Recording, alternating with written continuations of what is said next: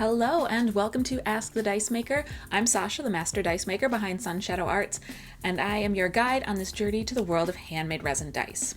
Now, today I am going to be doing another unscripted video where I've been asked a more personal question, and I find it easier to just do these off the cuff.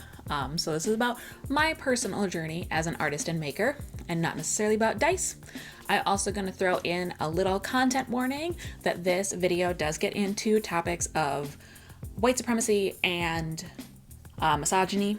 So if that is an issue for you, here is your appropriate content warning moment to turn away. Now, the question that I've been asked was, what is the secret of my success?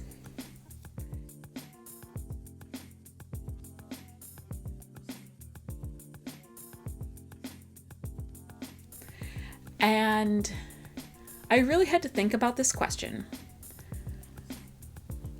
And the answer is probably not going to be what anyone would expect.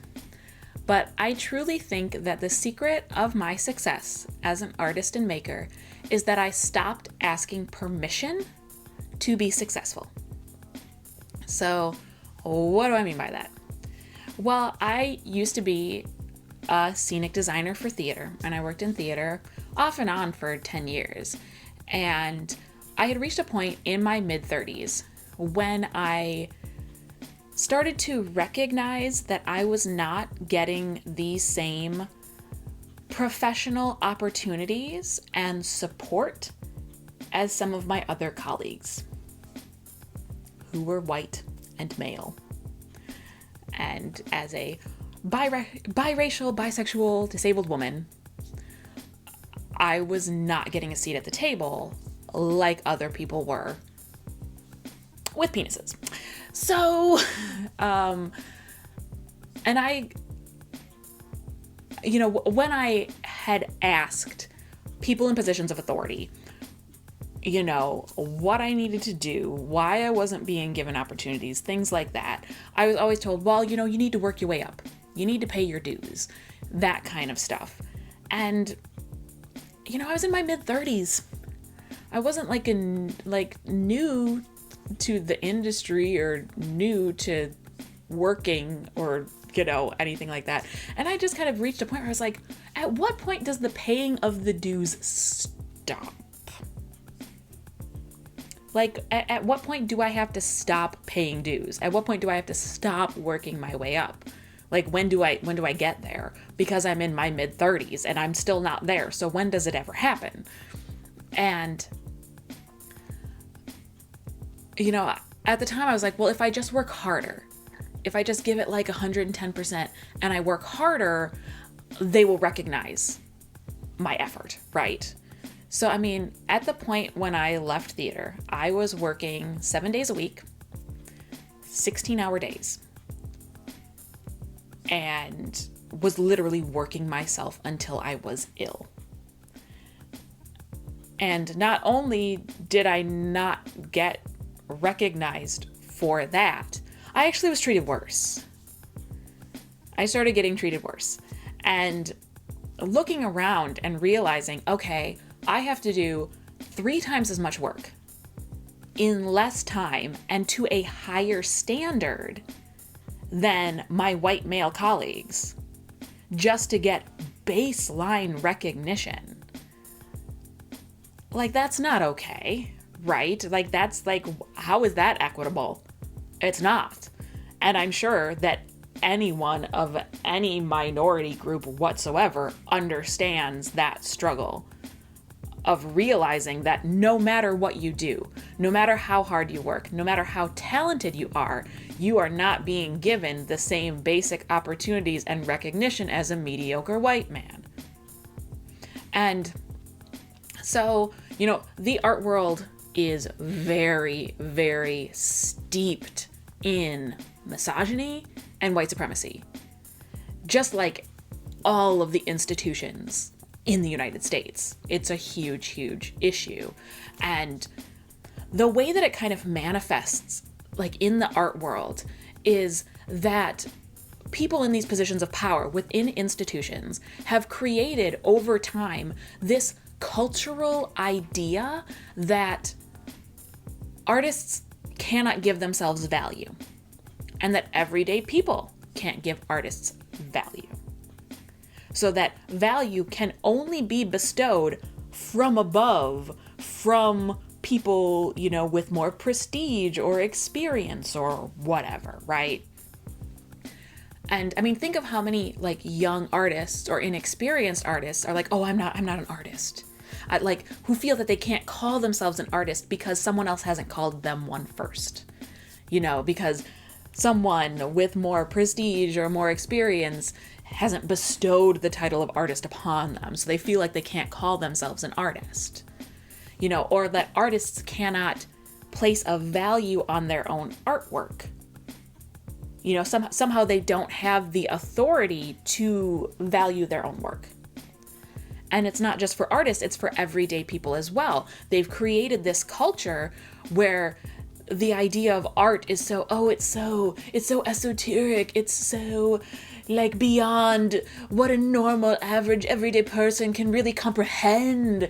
Therefore, you need critics and you need experienced people who lead institutions to explain art to the everyday masses because they just can't understand.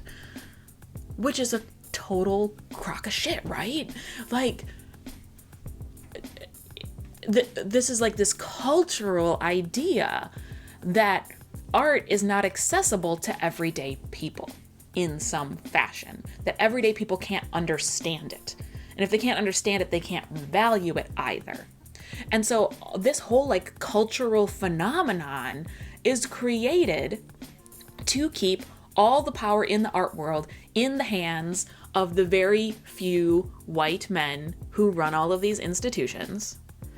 And because they have the power to bestow value on art, and because they have the power to decide who and who isn't a real artist or a good artist, that means that they get to decide who gets to play in their little boys club. So they get to keep all of that power and prestige within the hands of white men. Okay, now this is like no different from any other institution in the United States. Same thing in the art world, right? So, knowing all of this and recognizing that it did not matter how hard it worked, I would never be given the same opportunities as a white man. And for other like personal reasons, if you've watched my other videos, about my disability and everything else, I decided to leave theater and started my own business. And, within a year of working for myself in my own business that I created, I became more professionally successful than I had in 10 years of working in the theater industry. I'm gonna say that again. In 1 year of working by myself, for myself, where I was making all of the decisions for my artistic life, within 1 year, I was more professionally successful than I had ever been. And I wasn't working harder. I wasn't doing better work. It's like the quality of work is the same. I'm working this, just as hard, but all of a sudden I'm successful. So what was removed from the situation that all of a sudden I'm successful? Well, all of a sudden I don't have white men holding me back. And that's just the reality of life as a minority individual in the United States, is that it's like white men will hold you back however they can in order to remain in positions of power. And for me, the secret of my success is that I no longer had to answer to white men. That I no longer had white men controlling how successful I was allowed to be.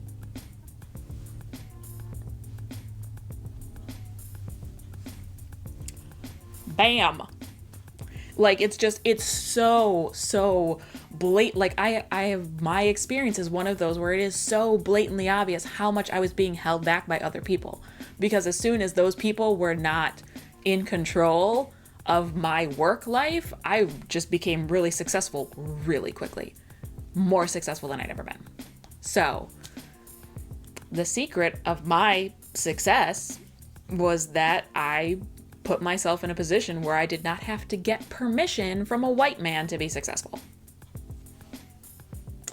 And this doesn't mean that I hate white men or anything like that, because I know those comments are going to come out. It's just, it is the sad reality of our racist, patriarchal society that we live in, is that there are too many people who want to keep control within a certain demographic, and they do. And for those of us who are not a member of that demographic, you either get crushed by it or you find a way to be successful in spite of it. And that's what I did. I just went my own way, did my own thing. And the thing is, I'm way more successful than I ever was. Professionally, way more successful. I make a lot more money. I work a lot less, and I get treated so well. My boss treats me really well. I don't have to deal with sexism in the workplace. I don't have to deal with racism in the workplace because my workplace is just me. And I treat myself real good. So there is my long, rambling explanation. I hope that answers your question. Secret of my success is that I don't have to answer to white men anymore. They aren't holding me back. So that's it for this episode of Ask the Dice Maker. Until next time. Do you have a question you'd like to ask the Dice Maker? Drop it in the comments below. And don't forget to hit that subscribe button so you never miss a video. Want to check my credentials? Visit my website at sunshadowarts.com or find me on Twitter or Instagram at Sunshadow Arts. And consider joining the Sunshadow community by becoming a patron on Patreon.